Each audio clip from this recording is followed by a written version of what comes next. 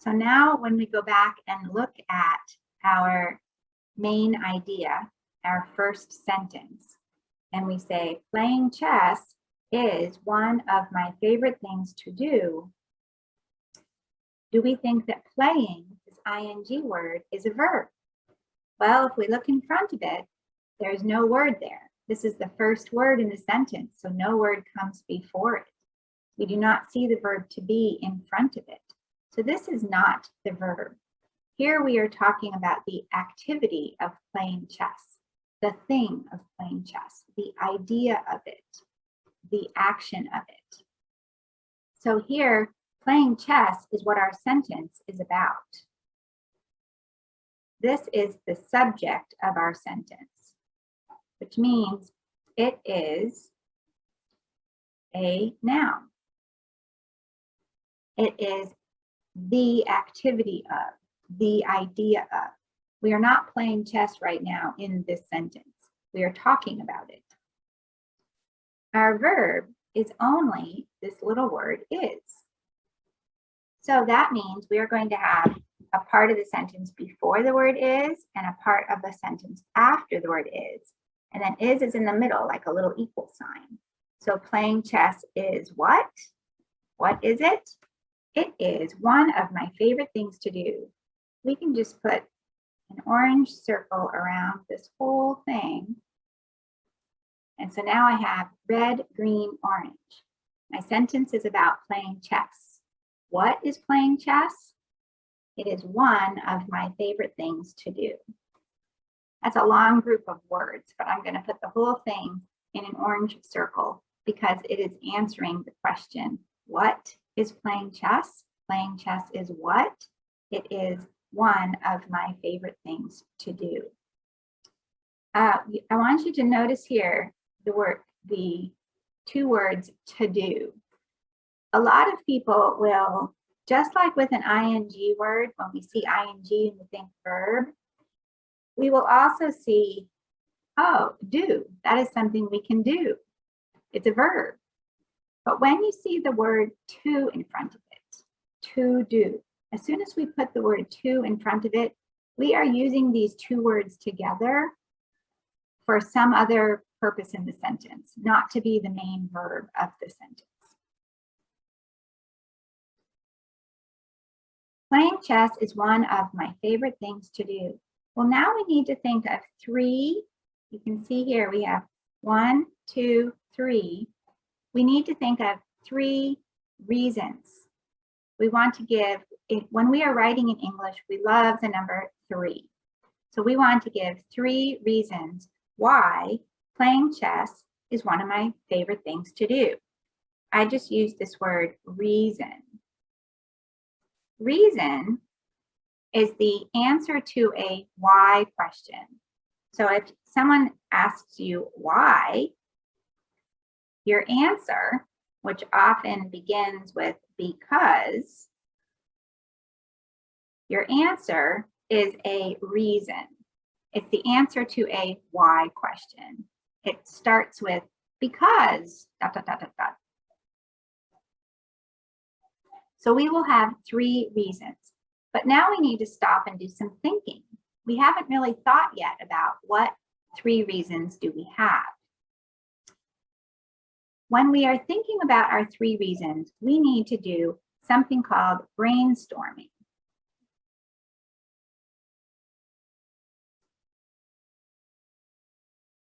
Have you heard this word before? Brainstorm.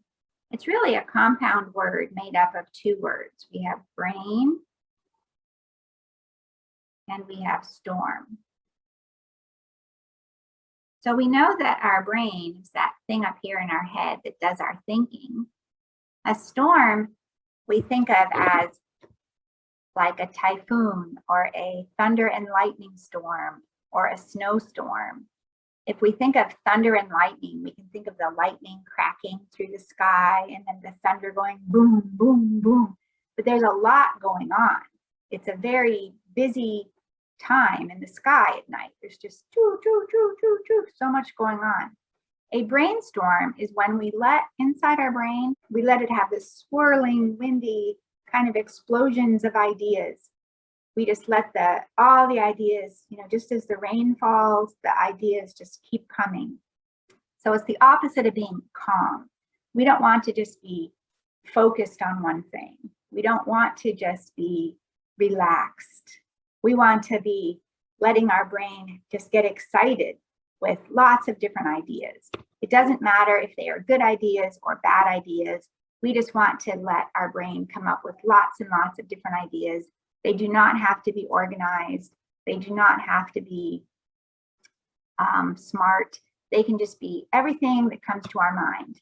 And then we write them down. And as we write them down, we are going to create something called a mind map. A mind map is when mind is another word for our brain.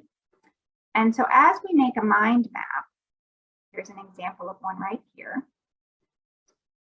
We are going to start in the middle with that one topic. So our paragraph is about playing chess. So our topic is chess, the game of chess. Here is the game of chess.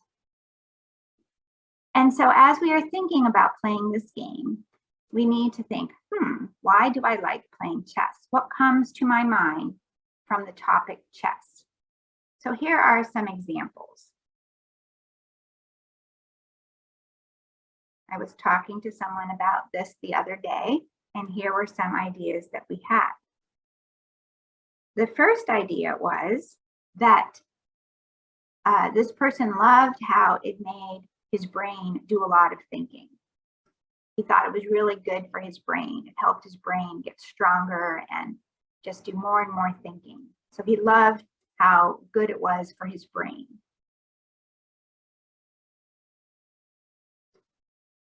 We also talked about how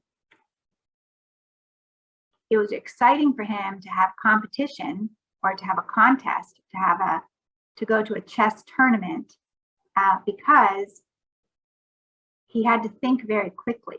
There was a timer. So every time it was his turn, he only had so much time to think about what he was going to do, what move he was going to make, and he had to get that done before the timer went off.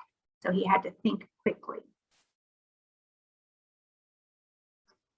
He also thought that it was fun and it was interesting and he made friends. He also thought that it was a very popular activity and he was good at it. So when we first made this mind map together, everything on our paper was just black. There was no green, orange, purple, yellow. It was just black. So first we just did it in black. And then as we were looking at it, we started to organize and we started to think, we want to find 3 things. We're looking for 3 different categories. And so we need to start putting things together and thinking about, do we like everything? Do we want to cross anything out? Are there things that can go together? And so we thought, well, definitely we want to talk about how this was good for his brain. He liked that part. We decided not to use popular because we didn't like the idea of saying, I just like to do this because everyone else likes to do it. We wanted his reasons to be for himself and not because of what other people think or what other people like. So we crossed off this one. We also decided that being good at it, we might be able to add that somewhere into the paragraph, but not have that be a reason all by itself. With fun and interesting and making friends, we thought those can all kind of go together into they're kind of the same idea or the same category. And so we put one circle around all of that. And then we had found our 3 things. So we had the orange, the green, and the yellow. And then we wanted to decide what order should we do these in? Which one should we talk about first, which one second, and which one third? There is not a right or wrong answer for that. This is not like writing a story where this has to happen first before this can happen next, before this can happen last. When we are writing our reasons for something, it doesn't really matter which reason we give first or second or third. But we can think about which one would we like to say first, which one would we like to say second, and which one would we like to say third. So we thought about that and we picked our 1, our 2, and our 3. Let me show you what it looked like when we were finished. Here was our finished story map. So you can see how much thinking went into this, a lot of thinking and a lot of planning. But actually, when we were done, writing the paragraph would be so easy. He would just have sentence number 1, and then he would go up here to write this square, and then this square, and then this one, and then this one. And he would do it in a paragraph format, and he would be finished. So the writing became more of copying. The graphic organizer is where we do our hard work. We do our thinking. We make our plan, and we organize our thinking. Let me show you how we did that. So we are going to come up here to our first reason right here. And we need to go back to our mind map, and we need to find our first reason, which is the brain thinking. This is our only note, okay? Our brain thinking. And then we need to connect that to playing chess. So those are our clues: playing chess, brain thinking. And we need to ask ourselves, how can we put that into a sentence? Well, there is no right or wrong answer to this, but we decided to say, it is good exercise. Boy, I'm already adding a really hard word. Let me explain that word in just a minute. It is good exercise for my brain.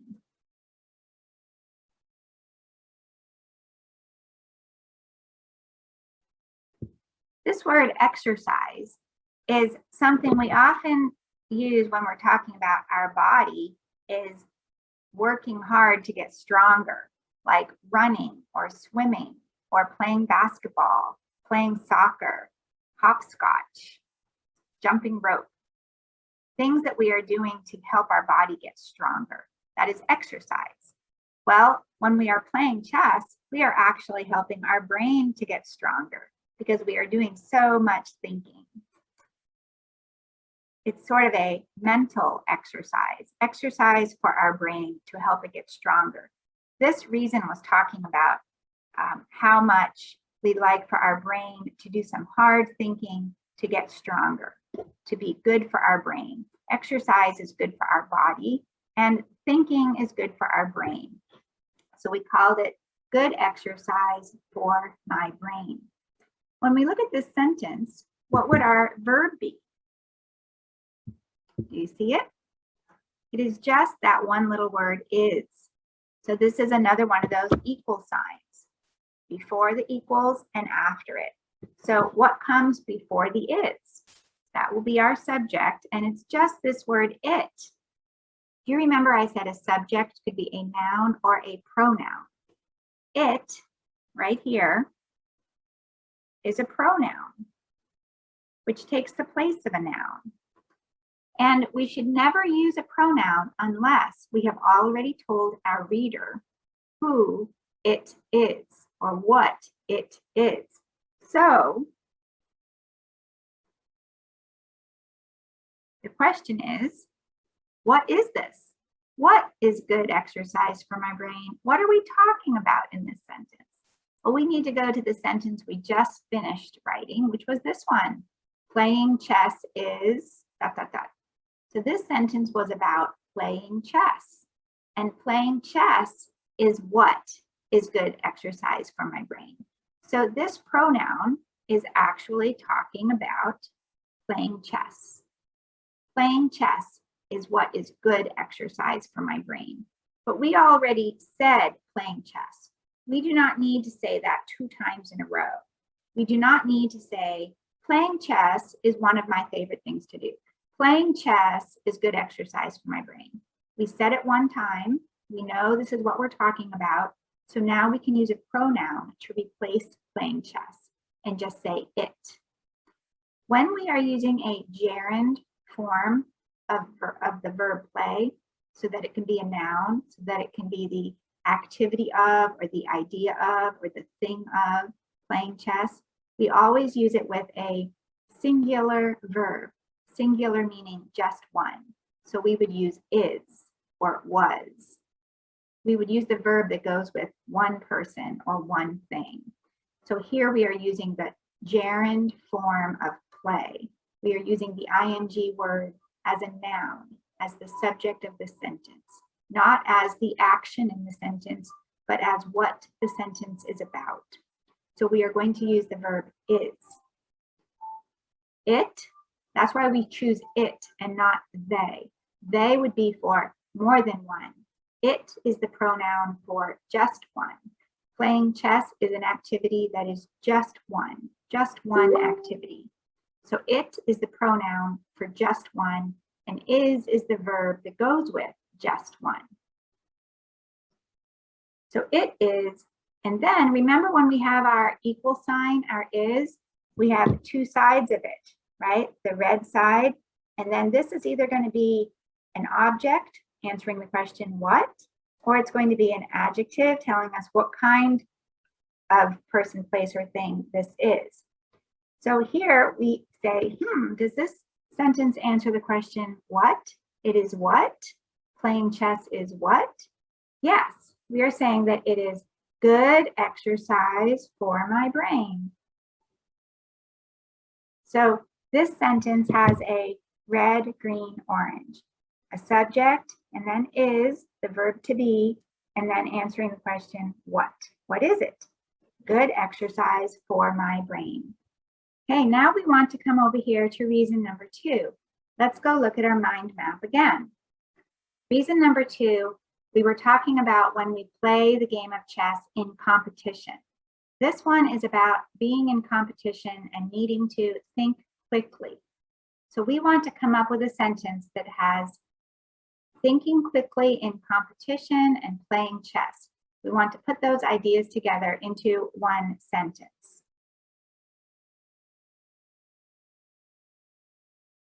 I am going to write in competition,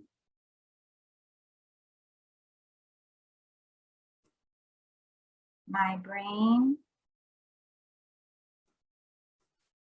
needs to think fast.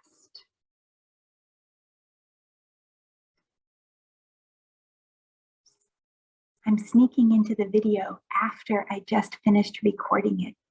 Did you notice that I just spelled the word competition wrong? I haven't noticed it yet. In fact, I am not even going to notice that until I get near the end of the video. But now you know. I haven't figured it out yet, but you know. Okay, when we look at this sentence, let's see if we can find the verb and the subject. This sentence is not starting with the subject. It's starting with this phrase, in competition. So we need to think about this. Let's see if we can find the verb.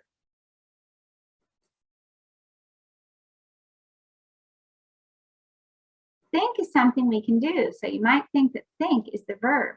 But remember what I said, if we find that little word to right in front of it, if we find a verb that is something we can do and right in front of it is this word to, then it is not going to be the main verb of the sentence. It's going to be doing something else.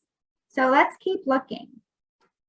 Do you see this word right here that ends in an S? Needs. This is the verb of the sentence. Well, who or what needs something? What is the word that comes before it? And that is my brain. My brain is the subject of this sentence. My brain up here, it's a thing, it's a noun, and it needs something. Well, let's try that question, what? My brain needs what? Oh, my brain needs to think fast.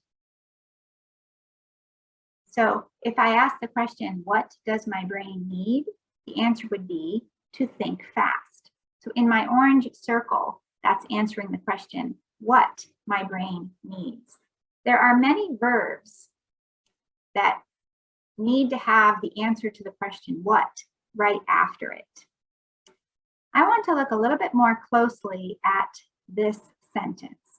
So I am going to cut this sentence out.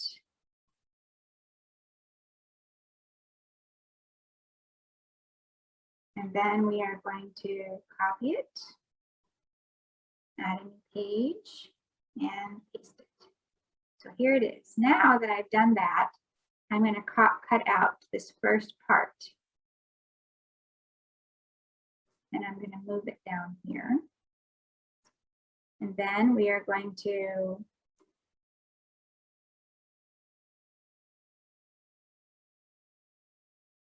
cover this up for a minute. All right, so now let's look at it this way. And I also need to cover up this period, and let's cover up this comma. And we also need to make sure that the I becomes a little I. So a couple things we need to do here. And what else do we need to do? We need to make sure that this M becomes a capital M. All right, so now let's look at this sentence. My brain needs to think fast in competition. In competition is telling us when or where my brain needs to think fast. And I use pink to show the answer to the question when or where that is being answered by a phrase or a group of words. When we have a group of words that answers the question when or where, it is probably a prepositional phrase. And I use pink for that.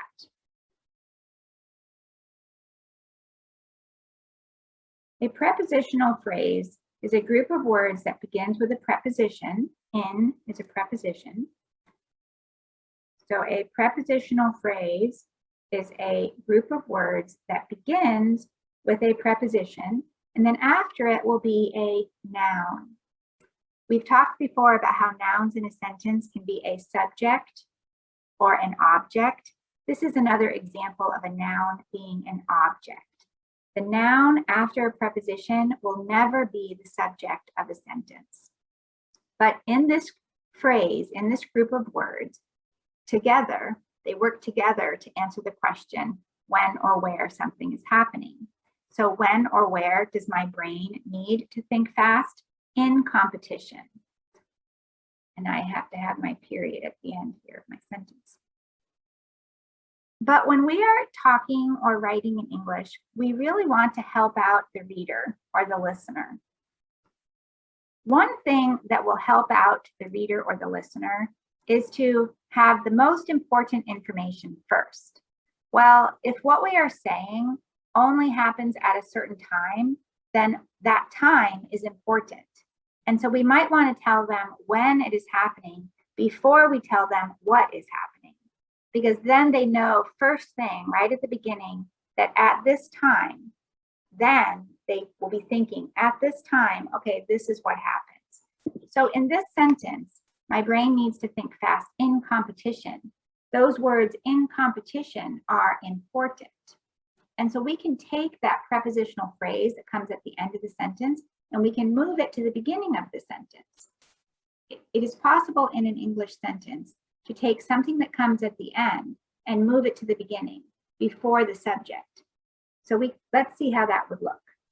If we take the prepositional phrase in competition, which tells us when my brain needs to think fast, and move that up here to the beginning of the sentence,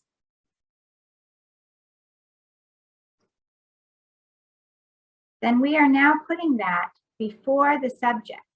So again, we can take the phrase from the end of the sentence and move it to the beginning of the sentence. But if we do that and we are putting it before the subject, then we need to put a comma after it. We need to move our period here. We need to change the little I to a capital I. And we need to change this capital M into a little m. The importance of this comma right here is that it tells the reader that this phrase, everything that came before the comma, used to be down here at the end of the sentence, and we moved it to the beginning. And so after that comma is where our subject will begin. Because in English, we like our sentences to begin with the subject of the sentence, telling us who or what the sentence is about, followed by the verb. In this sentence, it is okay for us to take our prepositional phrase from the end and move it to the beginning. But the way that we tell the reader we did that is by putting this comma after this prepositional phrase. And it tells the reader that the subject is coming next. So the subject is still my brain. The verb is needs. My brain needs what? To think fast. And in competition, which we are using to introduce the sentence, is a prepositional phrase that could have been at the end, and it's telling the reader when this happens. One reason we put in competition first is because knowing when our brain needs this is helpful information, important information for the reader to know and understand before they start reading about what our brain needs. They say, oh, okay, it's during competition or in competition. The other reason is because it is a fancier sentence. It's a different type of sentence. And when we are writing, we like to mix up our sentences and not have all of them just be subject, verb, subject, verb, subject, verb. So we can move things around in our sentence and put them in different order as long as we know how to use the commas.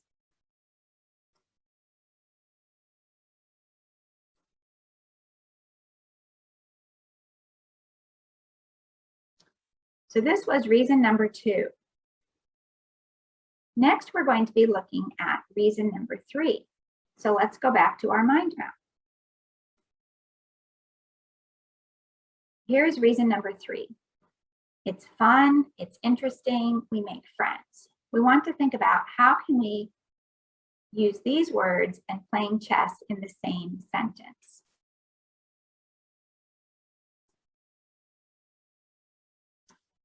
I am going to say, when I am playing chess,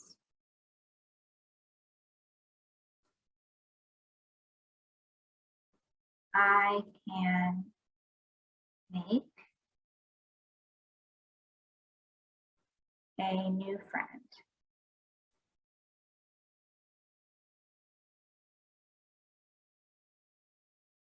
When I am playing chess, I can make a new friend. Well, let's look at what is the verb in this sentence. Now, do you notice that here we have an ing word, but we look at the word that comes in front, and this is the word am. That is on our list of am, is, are, was, were, will be. This is the verb to be, which means this is going to be a verb. Am playing chess. This is something I am doing. So here, playing is part of the verb. Am playing, I'm going to include this. Am playing chess. That is this verb. Who is playing chess? I. So I is the subject. But did you notice that we also have can make? That is also a verb. And who can make? I have another subject. I can make what? I can make a new friend. Wow, we've got a subject verb, and then another subject verb. Do you remember what we call that when we have in one sentence a subject verb and then another subject verb? Well, it's either going to be a compound sentence or a complex sentence. We are going to look at this a little more closely.